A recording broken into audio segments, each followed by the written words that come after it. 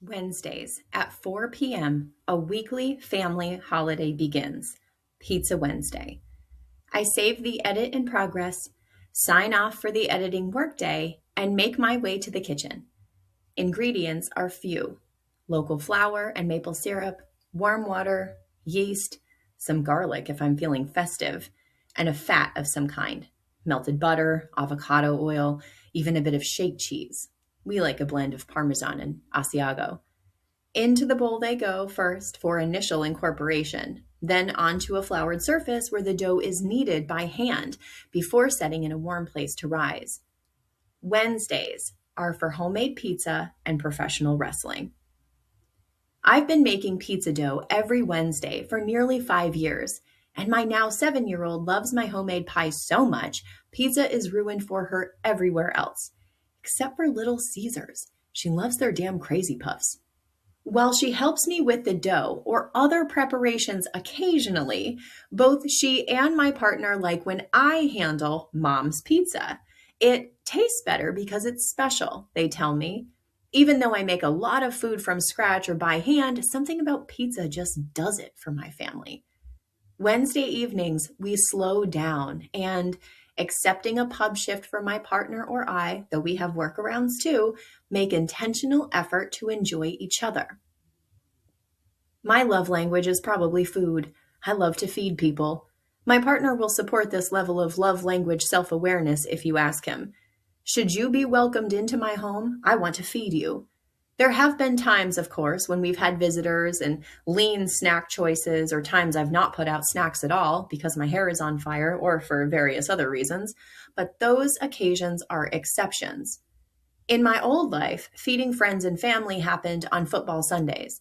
Now I bake or cook or put out a spread of some kind or another when friends, family, my partner's bandmates, who, let's be honest, are friends and family too, come by. Something about the smell of good food, the warmth in the heart and the belly after sharing and partaking is spiritually comforting. Pizza Wednesday began about 6 years ago when my partner learned of AEW Dynamite and we settled in for the debut match. That Wednesday, our pizza was not homemade. At the time, we were doing much of our grocery shopping at Trader Joe's, so we had some frozen variety or another. Still, pizza and wrestling turned out to be a great idea, so TJ and I made Wednesday our weekly date night, and our kiddo was in bed by 7 p.m. those days. About a year into the ritual, though, it started to sour. Years ago, and I'm talking back when I was a teenager, I decided I hated pizza. Wouldn't touch the stuff for a handful of years. I grew up having Tony's frozen pizzas nearly every Friday night. And after a while, frozen pizza just, ugh. I still looked forward to watching wrestling with my partner, but the pizza? I began dreading that frozen cardboard circle, that rubber cheese flat earth experience without depth, variety, or wonder. I wanted a new spin on our developing family tradition, and after having entered my scrunchy mom food revolution era, which I'm still in, let's be honest, I decided to grab onto the pizza matter with my own capable hands. Once I sank my teeth into a homemade pizza and burned the roof of my mouth on too hot sauce, which was totally worth it, not gonna lie, I knew I wouldn't look back, and I haven't. Everyone in the family gets their own pie. Just cheddar, no mozzarella, and sauce for my daughter, pepperoni and sometimes bacon or sun-dried tomatoes for my partner.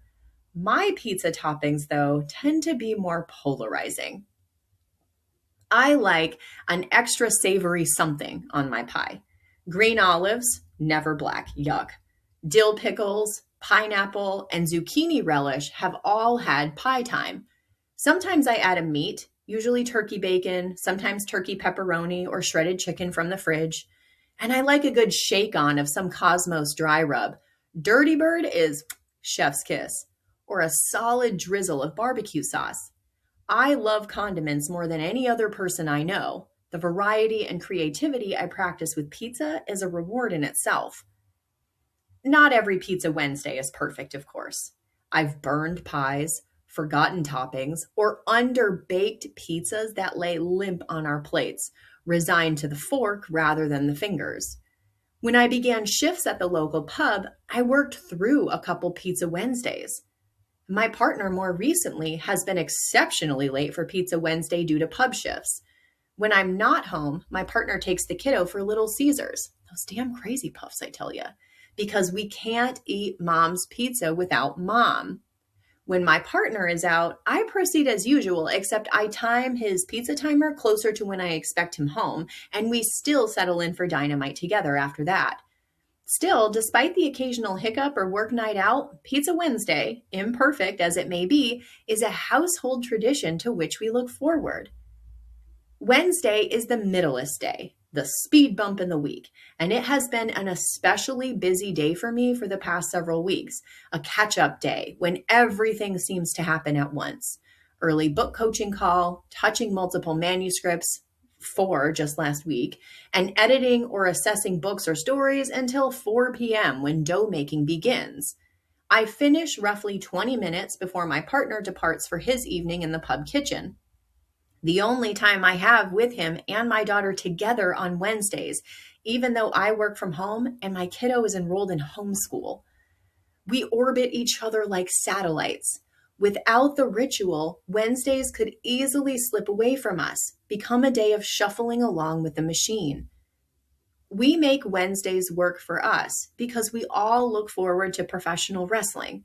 I have a girl crush on Chris Statlander, even bought one of her t-shirts, and now my kiddo can stay awake long enough to catch the first match, and time shared over yummy pizza. So what family ritual do you most look forward to each week?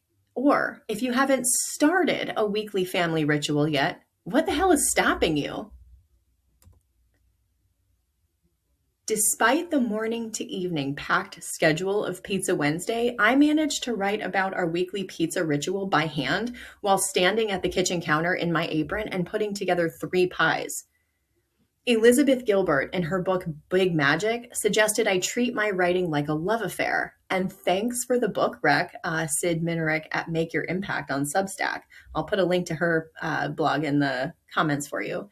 And let me tell you, that 15 minutes stolen amidst the chaos of the day may just be the thing that I need. Time will tell. And a special nod to the warrior poet Jeff Mount, who has me thinking about rituals a little extra these days.